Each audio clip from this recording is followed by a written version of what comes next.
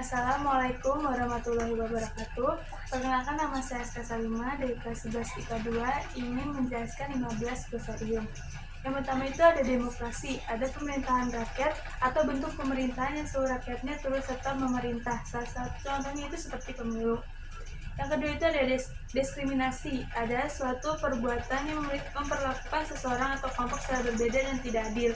Contohnya itu menjauhi teman yang beragama minoritas.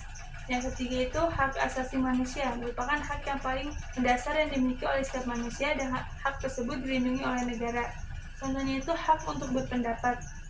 Yang keempat itu ancaman, merupakan suatu usaha yang berpotensi membahayakan keselamatan individu atau kelompok lain. Contohnya itu agresi militer. Yang kelima itu ada akuntabilitas, merupakan bentuk pertanggungjawaban seseorang terhadap satu kegiatan seperti contohnya itu kayak kita disuruh buat laporan-laporan. Terus yang keenam itu ada republik, ada sistem politik di mana kepala negara dipimpin oleh rakyat atau wakil rakyat yang mereka pilih. Contohnya itu misalkan kayak republik uniter, contohnya itu Indonesia, Prancis. Terus berikutnya itu ada vonis, merupakan putusan hakim terhadap terdakwa dalam perkara pidana.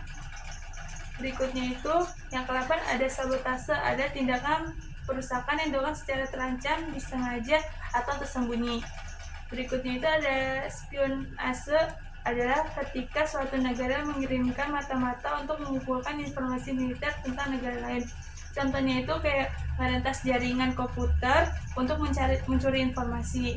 Berikutnya itu ada ideologi, adalah sistem gagasan yang membentuk pandangan dan kebijakan suatu kelompok atau masyarakat atau kumpulan konsep sistem yang dijadikan asas pendapat yang memberikan arah dan tujuan keberlangsungan hidup.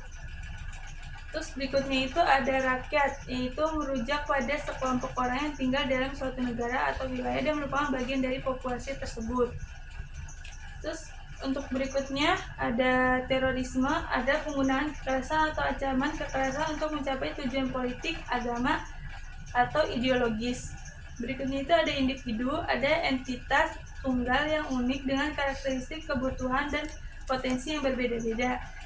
Berikutnya ada kebudayaan, ada pola-pola yang kompleks dari perilaku, kepercayaan, institusi, dan nilai yang diwariskan secara sosial dan dapat dilihat dalam berbagai bentuk.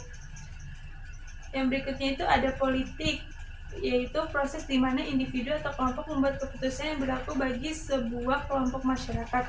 Politik melibatkan distribusi kekuasaan dan sumber daya di dalam suatu masyarakat serta mekanisme yang digunakan untuk mencapainya, baik melalui konsensus, negosiasi, atau konflik.